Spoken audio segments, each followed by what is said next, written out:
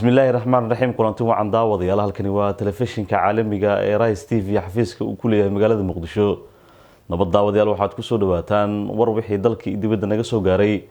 waxaana u diyaar aniga Cabdirashiid Sandheere qodobada aad ku daawan doontaan waxaa kamid ah midowga Yurub iyo Soomaaliya oo ka wada hadlay doorashooyinka dalka iyo la dagaalanka al-shabaab maamulka gobolka Gado oo amray diyaaradaha ka shaqeeya degmada Galbahaare inaysan qaadi karin guddigii uu dhawaan magacaabay ra'iisul wasaaraha Soomaaliya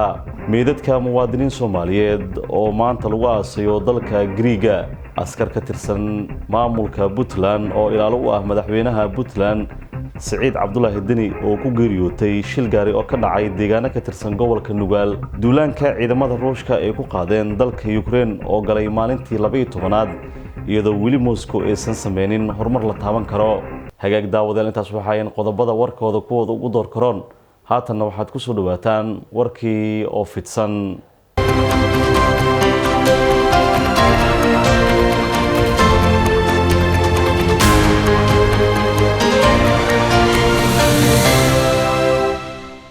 isku soo noqod wanaagsan daawadayaal aynu ku bilaawno wararkeena maamulka gobolka Gado ayaa amar ku bixiyay in diyaaradaha ka shaqeeya aysan qaadi karin guddigii uu dhawaan u magacaabay ra'iisul wasaaraha Soomaaliya mudane Maxamed Xuseen Roble sida warkaan inuu faahfaahinayo wariyaheena Ciise Cali Maxamuud mas'uuliyiin ka tirsan maamulka magaalada Galbahaare oo maanta shir jiraayid qabtay ayaa digniin u diray maamulada shirkadaha diyaaradaha iyagoona sheegay inay tallaabo ka qaadi doonaan cidii soo qaada guddigii ra'iisul wasaare Roble u magacaabay qiimeynta xaaladda gobolka Gado waxay wacad ku mareen inay tallaabo adag oo sharciga waafaqsan ka qaadi doonaan sidoo kalena waxay sheegeen diyaaradii amarkooda ka dhaga adeegtay ay dib u celin doonaan gudoomiye ku-xigeenka degmada Galbahaare Aadan Siraad Maxamuud iyo gudoomiye ku-xigeenka labaad ee amniga iyo siyaasadda ayaa sheegay in garoonka diyaaradaha ee magaalada Galbahaare uu furan yahay kaliya inay ka soo degaan gudiyada doorashooyinka heerarkooda kala duwan iyo cid kasta oo daneynaysa doorashada Galbahaare balse aysan ogolaan doonin in guddiga uu hogaamiyo gudoomiye Cumar Dhagey ay halkaasi ka soo degaan hadalka mas'uuliyiintani ayaa imaanaya xilli biri la filayo in Galbahaare ay u duulaan guddigii uu dhawaan ra'iisul wasaare Maxamed Xuseen Roble u magacaabay inay soo indheeyaan xaaladda deegaan doorashada labaad ee Jubbaland Galbahaare balse lama hubo waxa hadalka mas'uuliyiintani uu safarkaasi ka bedeli doono dirno shirkadaha diyaaradaha shirkadii soo qaado gudiyadaas iyo dad annagu aan isku ogeyn mas'uuliyadeeda wixii ku imaad ayada qaadanayso annaga gobolka Gadaana la yiraahdaa xuquuq baan leenahay dalkan ka midnahay xuquuqdanada hadii naloo diiday oo ra'iisul wasaaraha iyo dad ku lug leh ay diideen annaguna gobolkanaga inaan u madax banaanaan yaan macnaha ku qasbanna gobolkan gobol Soomaaliyeed waaye Soomaali aan ka mid noqonana waaye waxaan ku maartay aan ku dagaalamayno iyo Soomaali ka mid noqon maysaan waxaan u baaqaynaa on saaka halkan kaga baaqaynaa shirkadaha diyaaradii soo qaado guddi annagu aan ogeyn oo gudiyada doorashada ka mid aan ka mid ahayn waxa weeye mas'uuliyadeeda ayada qaadayso wixii Galbahaare ka imaada mana imaan karaan Galbahaare gobolka Gadana ma imaan karaan nimankaas iyo maartay wax ku lug leh wabillahi tawfiiq salaam alaykum waxaan naloo sheegayaa nimanka la dhihi jiray guddigii annagu aanan shaqada aan ku leenahay heshiiska aan la gelin oo hogaaminayay Dhagey oo tagay fidnawadaha ahaa oo hore aan u sheegnay oo aan filaynay inuu jawaabtiisa maartay uu gacantiisa uu ku watay ayadoo hore ra'iisul wasaaraha iyo gudiyadii maartay maamul goboleedyada ay Galbahaare imaadeen iyo taliye xijaar oo booliiska Soomaaliya ninka ugu sareeyay ah oo arintaas uu xaqiijiyay in amankan dib baa loo xaqiijinayaa Galbahaare arintaas ay ahayd arintan ka laakiin wax kaste oo sharciga baalmarsan oo ugu horeeyo guddigaas uu hogaaminayo Cumar Dhagey maxaa weeye lama soo qaadi karo lamana keeni karo cid isku daydana cawaaqibki ka dhasho mas'uuliyadda ayada qaadanayso hooyinka socdo oo aan arkayno oo mar hore iyo mar dambe ba socday inaan bareeraha naga saacad walba aan cadeyno si aan u difaacno xuquuqda dastuuriga ah ee aanna xaq u leenahay sababta marka hadda maanta nagu kaliftay inaan halkan soo istaagno waxa weeyo sida wada ogeydeen go'aan waxaan ka soo saarnay guddigii sharci darrada ahaa ee baalmarsana dhammaan heshiisyadii doorasho ee Soomaaliya ay ku heshiisay iyo qaas ahaan kuwa yowgi quseeyay Galbahaare issue oo uu maxaan ku raahdaa ugu horeeyay heshiiskii 16 Febraayo ee Baydhabo iyo kii 27 May ee muxuu ahaayay Muqdisho lagu soo qatimay oo si qaas ah u taabanayay muxuu ahaayay Galbahaare iyo hanaankeeda waxa weeye heshiisyadaas nimanka guddiga sheeganaya ee ra'iisul wasaaraha uu magacaabay dhammaan way baalmarsan yihiin waxa kale baalmarsan yihiin dhammaan wixii Soomaaliya ay ku heshiisay ee ahaa heshiisyadii doorasho ee muxuu ahaye fulinteedii ay maanta marayso heerka gabagabada waxaan rabnaa marka guddiga ayaga ah waan diidnay sababtoo ah wax sharciyada kuma dhisna waxaan aqbalaynana waa wixii sharci ku dhisan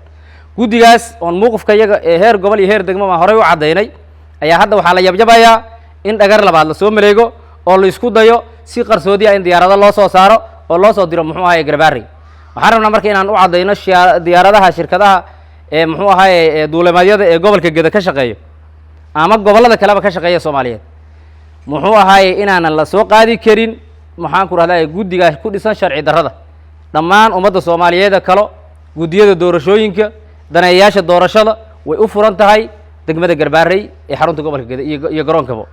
midowda yurub iyo soomaaliya oo ka wada hadlay arrimaha doorashooyinka dalka iyo la dagaalanka kooxda al-shabaab sida warkan inooga faahfaahinayso wariyaheena Bahaj Cabdullaahi wasiirka wasaaradda amniga gudaha xukuumadda federaalka Soomaaliya mudane xildhibaan Cabdullaahi Maxamed Nuur iyo safiirka midowda yurub ee Soomaaliya Tina Intelman ayaa si wadajir ah u shir gudoomiyay kulan looga hadlayay arrimaha doorashooyinka oo ay ka qayb galeen safiirada wadamada midowda yurub shirka oo ka dhacay xarunta dhexe ee midowda yurub ee Soomaaliya ayaa waxaa diiradda lagu saaray amniga doorashooyinka dalka waxaana aalada Zoom-ka uga qayb galay qaar ka mid ah safiirada midowda yurub wasiirka amniga gudaha mudane Cabdullaahi Maxamed Nuur ayaa uga mahadceliyay taageerada midowda yurub oo la garab taagan yahay dawladda iyo shacabka Soomaaliyeed isaga oo sidoo kale ku booriyay sii joogteynta kaalmadaas gaar ahaan taageerada dhanka amniga maadaama dawladdu ay isu diyaarinayso inay la wareegto mas'uuliyadda amniga dalka dhamaadka sanadka soo socda ee 2023 dhankooda safiirada midowda yurub ayaa bogaadiyay habsami u socodka howlaha doorashooyinka iyaga oo rajeeyay xukuumadda iyo dawlad goboleedyada inay ku soo dhameystiraan howlaha doorashooyinka muddadii lagu heshiiyay sidoo kale safiirada ayaa bogaadiyay howlaha hay'adaha amniga waxayna ballan qaadeen inay sii wadayaan taageerada dawladda iyo shacabka gaar ahaan arrinta amniga askar ka tirsan ilaalada madaxweynaha Puntland ayaa ku geeriyootay shil gaari oo ka dhacay deegaano ka tirsan gobolka Nugaal askartan oo tir ahaan gaaraysay ilaa 4 ruux ayaa waxa ay ku wajahnayeen magaalada Garowe iyagoo ka soo ambabaxay magaalada Boosaaso wariye lagu magacaabo Cabduqaadir oo ku sugan magaalada Garowe ayaa Rise TV faahfaahin ka siiyay sida uu shilkan u dhacay waan dhawahay ana soo waa Kaysa Cabduqaadir oo ka mid ah suxufiyiinta ku nool magaalada Garowe waan dhawahay 100% ana soo wadaga iyo Rise TV sida aan wararka ku yeelano maantay ciidamada madaxtooyada Puntland loo yaqaan Taraawishta oo ka yimaaday magaalada Boosaaso oo ku sugnaa madaxweynaha Puntland ayaa shir waxay ku galeen deegaanka la yiraahdo Karandig oo ka tirsan gobolka Nugaal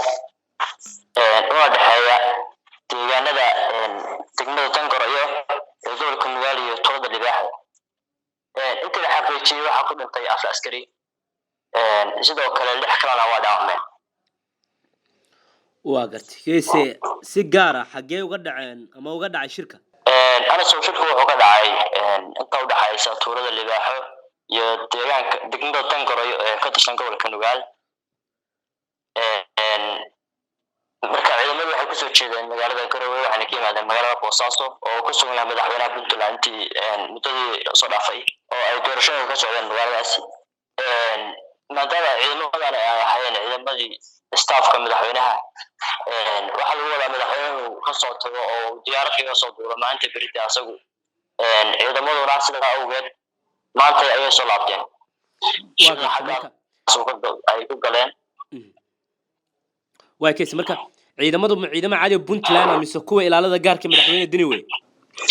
waa ciidamada la yiraahdo ciidamada Taraawishta Puntland waxayna ka tirsan yihiin waa ciidamada Taraawishta Puntland oo ah ciidamada ilaalada madaxtooyada ayaga ayaana ah staafka madaxweynaha waa garta marka xagee ka soo baxeen ciidankaas xagee soo socdeen ciidankaas waxay ka soo baxeen magaalada Boosaaso waxayna ku soo jeedeen magaalada Garowe maanta ito adigu abbaara 12 goor ay ahayd ayagoo soo maraya tuurada la yidhaahdo magaceeda deegaanka Karindhig ayay shilka ku galeen. waa garta marka shilka gawaarida ay ku galay ma gaari kale uu ku dhacay la leeyahay case mise waa shil oo si kale u dhacay gaari ku dhacay maahan waxay ahayd gaariga wuxuu kamid ahaa gawaarida ay ku safrayeen ciidamadu gaarigaas wuxuu gaari wadada ka baxay sida la xaqiijiyay.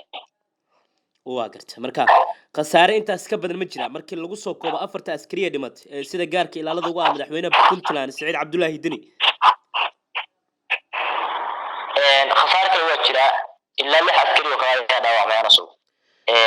labanayda waxa dadku ay ka noqon doonaan kulli dhaawacooda had deerto dhaawac adag oo liita aw ma jiro. waayo marka ciidamadii dhaawaca soo gaaray xaggee loo qaaday ma garow waa dib loogu soo celiyay case mise dib ayaa Boosaaso loo geeyay meeshu waa meel ku dhow magaalada garowe una jirta muddo waqti waxay u jirtaa masaafo kooban sidaas awgeed waxaa loo soo qaaday ciidamadii dhaawac soo gaaray magaalada garowe halkaas aan ugu dabiibaya laba oga dib in loogu celin doono magaalada Boosaaso ama meel kale loo qaadi doono ciidamadani bas hadda garowe ayay ku sugan yihiin. waayo wax laamihii ammaanka ka hadlay iyo dawladii ma jirtaa ee Puntland ciidamadaasi dhaawac uu soo gaaray isla markaana shirka halkaas ku galay soo ilaa hadda deerto wax wara oo dawladda ka soo baxay ama ka soo baxay wax wara oo ay dawladda ka soo baxay oo ku saabsan shilkan ma jiro marka laga yimaado in ay warbaahintu qorayso wixii ka dhacay halkaasi ilaa hadda wax xubno dawladda ka tirsan oo ka hadlay ma jiraan. aad u mahadsantahay. dowladaha Soomaaliya iyo Qatar ayaa gaaray heshiisyo kala duwan xilli uu madaxweynaha Jamhuuriyadda Federaalka Soomaaliya uu ku sugan yahay dalka Qatar. safiirka dowladda Qatar u fadhiya Soomaaliya ayaa sheegay in labada dal ay kala saxiixdeen heshiisyo kala duwan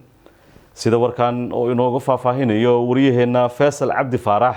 mas-uuliyiin ka tirsan dowladda federaalka Soomaaliya iyo dowladda Qatar ayaa kala saxiixday heshiisyo dhowr ah waxaana safiirka dowladda Qatar u fadhiya Soomaaliya ambassador Hassan bin Hamza uu ka warbixiyay heshiiskaasi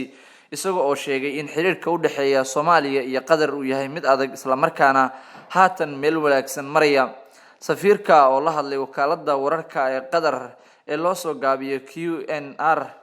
ama Qana ayaa waxa uu sheegay in socdaalka uu madaxweyne Maxamed Cabdullaahi Farmaajo xilligan ku jooga dalka Qatar ay qayb ka tahay si xoojinta xiriirka laba geesoodka u dhaxeeya dowladaha Qatar iyo Soomaaliya. sidoo kale waxa uu sheegay in heshiiska haatan dhaxmaray uu yahay mid dhinacyo badan taabanaya isla markaana uu yahay mid horumar ah dhanka waxbarashada, maalgashiga, ka hortagga lunsiga dhaqaalaha, canshuuraha iyo arrimaha siyaasadda. waxa sidoo kale uu sheegay in heshiisyadan ay qayb ka yihiin duulista rayidka ah iyo arrimo kale. safiirka ayaa sidoo kale waxa uu tilmaamay in dowladda Qatar ay haatan ku howlan tahay dhamaystirka wadada dheer ee xiriirisa Muqdisho iyo Jowhar oo dhismaheedu uu socdo isla markaana uu dhan yahay ilaa 90 kilomitir. madaxweynaha Jamhuuriyadda Federaalka Soomaaliya Mudane Maxamed Cabdullaahi Farmaajo oo haatan waqtiga uu ka ilaaday ayaa lagu xantaa in heshiis dhow uu leeyahay dowladda Qatar waxaana haatan uu booqasho ku joogaa wadanka Qatar gaar ahaan magaalada Dooxa. meedka muwaadiniin Soomaaliyeed ayaa maanta lagu aasaya dalka Greega. dhalinyaradan oo ka tahriibtay dalka Turkiga iyaga oo nolol u raadsaday Yurub inteeda kale. Allah ha u naxariistay dhalinyaro Soomaaliyeed oo ka ambabaxay dalka Turkiga oo tahriib ku galay dalka Greega halkaas ay ku geeriyoodeen ayaa maanta lagu wadaa in lagu aaso jasiiradda Lampedusa ee dalka Greega. dhalinyaradan oo la la'aa muddo 5 cisho ah ayaa geeridooda la xaqiijiyay kadib markii la sheegay in ay soo heleen ciidamada booliska ee dalka Greega. dhalinyaradan oo ka kooban 9 ruux oo 5 kamid ah la hubiyay inay Soomaali yihiin ayaa ku geeriyooday dooni kula qalimantay badda. dhalinyaradan ayaa ka ambabaxay dalka Turkiga 28 bishii 2022. dowladda dalka Greega ayaa sheegtay in doonida ay ku qoostay kadib markii aad loo buux dhaafiyay dabeelo xooganna ee badda xilligaas ay ka jirtay. 5 kamid ah 9kii dhalinyaro ee Soomaaliyeed ayaa la sheegay in ay ku geeriyoodeen badda u dhaxeysa Turkiga iyo Greega. 5 qof ee geeriyootay oo la xaqiijiyay ayaa magacyadooda waxaa lagu kala sheegay Maxamed Mustafa Xasan, cabdulle maxamed warsame ibraahim axmed bile aasiye ciise aadam iyo muno cabdi ibraahim. dhalinyaradan ayaa waxa ay miciin badeen in ay ku sii noolaadaan qaaradda Yurub, balse tahriib dheer ee ugu jireen ayaa waxa ay ku geeriyoodeen badda u dhaxeysa Turkiga iyo Giriiga.